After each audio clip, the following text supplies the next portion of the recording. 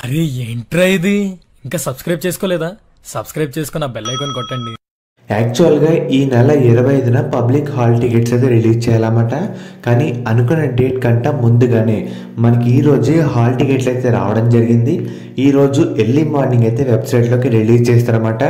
AP inter public hall టికెట్లు అనేవి మీకు ఈ వీడియోలో మనం ఏ విధంగా మన హాల్ టికెట్ అనేది డౌన్లోడ్ చేసుకోవాలి మీకు స్టెప్ బై స్టెప్ ప్రాసెస్ మొత్తం ఈ వీడియోలో చెప్పడం జరుగుతుంది. వీడియో అంతా లైక్ చేయండి. ఒక 500 లైక్లు టార్గెట్ అన్నమాట.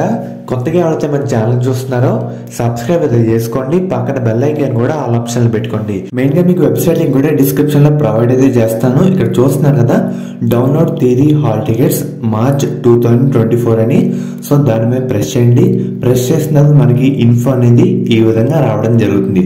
సో మీరు డెస్క్టాప్ సైట్ అయితే పెట్టుకోండి. ఇప్పుడు మనకి ఈ టైంలో ఓపెన్ అయితే అవుతుంది అనమాట. మెయిన్ గా ఎంటర్ చేయాల్సిన డీటెయిల్స్ ఏంటంటే, ఎవరైతే ఫస్ట్ ఇయర్ విద్యార్థులు ఉంటారో మీ 10th class hall ticket number అయితే ఒకసారి ఎంటర్ చేయండి. ఎవరైతే సెకండ్ ఇయర్ విద్యార్థులు ఉంటారో మీ first year hall ticket number అయితే ఎంటర్ చేయండి.